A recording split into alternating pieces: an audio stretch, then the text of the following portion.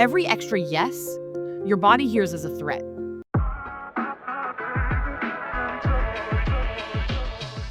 Hey squirrels, welcome to ADHD, where ADHD isn't some clinical diagnosis, it's just life. I'm AV, your always honest tour guide through this beautiful mess. Over here, we're not about fixing yourself. We're about figuring out how to actually enjoy your life as you are. So grab a snack and let's go. Hey squirrels, and welcome back to week 3 of Calm. I hope you are feeling so much calmer since we started this series. And if you're not, well, you probably didn't listen to all the episodes, so go back and listen to them.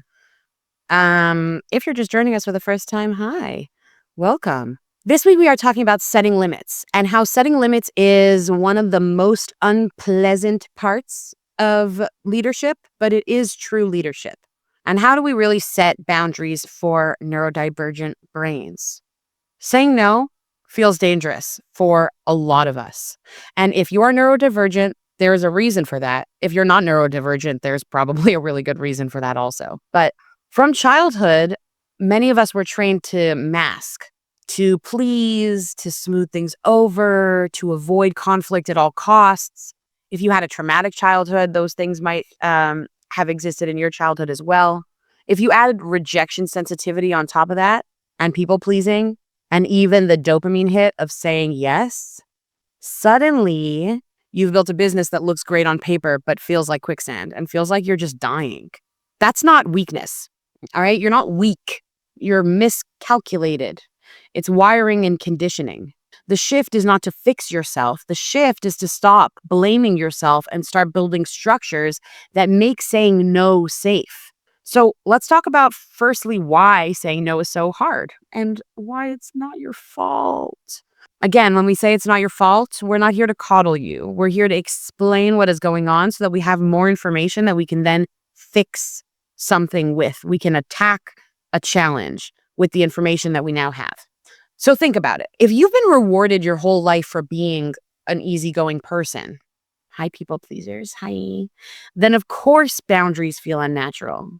Saying yes basically became a survival instinct, like a coping mechanism. And when your brain, the ADHD brain, for example, is wired for rejection sensitivity, where every rejection feels like a punch to the actual face, the no feels like a guaranteed way of losing relationships. And opportunities and safety. Like if I say no, that's going to be a really, really, really big deal because it feels like a really, really, really big deal to me. So what do we do?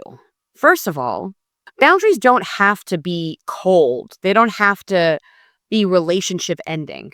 They can be clear and kind. So here's what we're going to start with. We're going to just start by practicing with some ready-to-use scripts, right? It feels very difficult, so let's practice.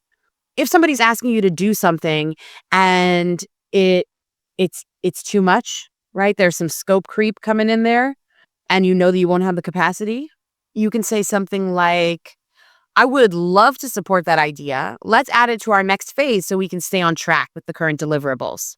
And then tack on a date or something as to when you'll talk about it next. I'm going to put it on our agenda for next Tuesday's meeting so we can be sure to retain our focus and also this won't fall between the cracks. Maybe someone's asking you to do something really fast. Hey, can you get it done tomorrow? And you're willing to take a rush request. Then you can say something like, yeah, sure, I can turn this around quickly. My rush fee for that is X dollars. Would you like me to proceed? That way you're being compensated fairly for your time and not teaching people to take advantage of you while maintaining the boundaries that you need to be able to sustain your business and your respect to yourself. If somebody's asking you to over communicate, right, or communicate beyond what you're comfortable with, then you can just let them know what your boundary is surrounding that. I check my emails twice a day, so you can expect responses usually by morning or late afternoon. Okay? None of those things, none of those boundaries were telling somebody else what they should or shouldn't do. A boundary is something that I set for myself and I expect somebody to uphold, but even if they don't, nothing's going to happen to me because I have a boundary, right? You can keep emailing me 100 times a day, but I check my emails twice a day. And those are the times that you can expect responses. I'm not going to shift my boundary, but I'm also not telling you, you can only email me in the morning or in the afternoon. You email me whenever you want. That's the time that you can expect a response from me, though. Boundaries aren't walls. They are doorways. They show people how to work with you better. And you can show up better for it because you're not eroding what you need to better serve someone else, or in a way that you think is better serving someone else, because really, really, you're not serving anyone if you're not at your best. So what is this burnout? What is this burnout that we freaking talk about? Like, what does the burnout recovery look like after you've crossed the limit? Because we've all done this. We've overcommitted. We've done things that we trample our own boundaries all the time, unless you're way better than I am, in which case, congratulations. And please teach me how you got the way that you got. But burnout isn't just being tired. It's brain fog that's like so thick you can't string your thoughts together. It's emotional flatlining. It's feeling numb or irritated or detached, just like, ugh. Your body might jump in here and be like, hello, start rebelling. You get headaches, stomach issues. You're getting sick every other week. Your body kind of jumps in so that you can stop and rest. Everything in yourself is trying to flag you down so that you stop and rest. Your brain won't let you think. Your emotions are just like, blah, blah, blah, and your body is literally physically taking you out of the game.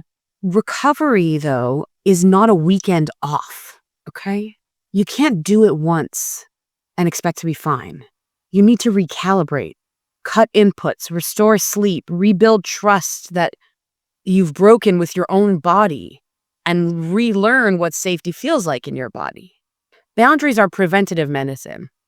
They keep you from having to crawl back from the burnout in the first place. You need them and you deserve them. So let's go get them. Let's talk about why it's so important.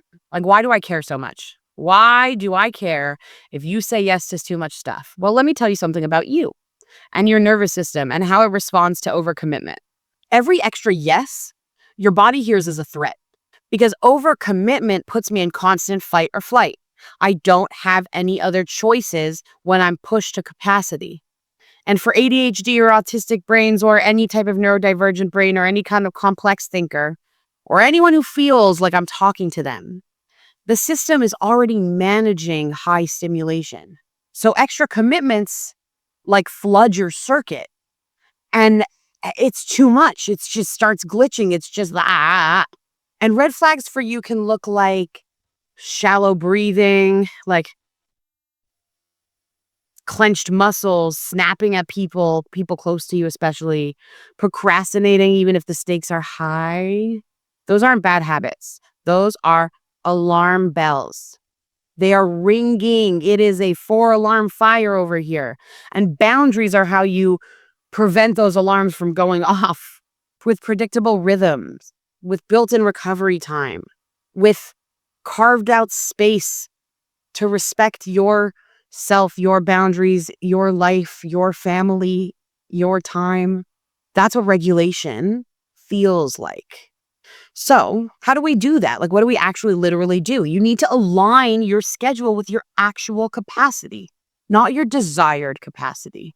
And capacity, by the way, is not the number of hours that you have in your calendar so you can fill them up completely with tasks that you underestimate because they really take longer than you thought they would, and now you're double screwed. Your capacity is your energy, your focus, your recovery needs, your external obligations. And for neurodivergent brains, capacity super fluctuates. For everyone, capacity fluctuates. It depends on what's going on in your life. But if you're like sensorily overloaded, your capacity is really weird. And that's why anchors, hard anchors and soft anchors and floaters are essential. So if y'all haven't heard about the floater anchor technique, hard anchors are essentially the things that have to be done. They have hard, fast, set in stone boundaries and timing. And they absolutely require you. A soft anchor is something that you can move or flex.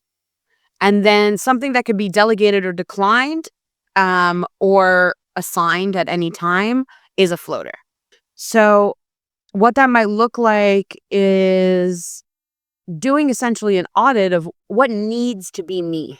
And what needs to be me requires dismantling the ego, which is very, very, very difficult. Take a look at what your commitments are right now. Not what you think they should be, but what they are right now. And ask yourself, what is a hard anchor? What needs me? What can I move? What can I flex? That's a soft anchor.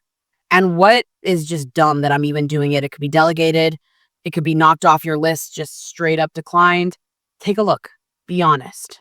Leadership is not about doing it all. And it's certainly not about doing it all at once. Leadership is aligning your commitments with what you can actually sustain. And when you model that, your team learns that it's safe to protect their own capacity too, which means that they show up more honest, more transparent. You get the best of them, you get the best work because they know that if they need a break, they're just going to tell you they need a break and then they're going to go take a break. That's awesome. I know that it sounds like obvious, and it sort of is. But if that's the way that we would treat an employee that we're trying to protect, then it's certainly the way we need to treat ourselves. So squirrels, what have we learned today? 1, boundaries are not selfish. They are leadership. If you don't have boundaries, you're not a leader. I'm sorry. I'm actually not sorry. If you don't have boundaries, you're not a leader. Every time you say no to something that drains you, you are saying yes to better results, to stronger relationships, to a calmer you, to a more regulated you, which will then lead to better results and stronger relationships and a calmer, better you. And finally, boundaries are not just personal. They are strategic. And setting them might be the most powerful leadership move you ever make. Good luck, squirrels. I know this is hard. Do your task audit. Let me know. If you feel like you could use some extra support, you can always reach out to us via social media or any of the platforms where you can find the podcast. And stay tuned for next week where we keep talking about calm. Till next time, squirrels. Bye.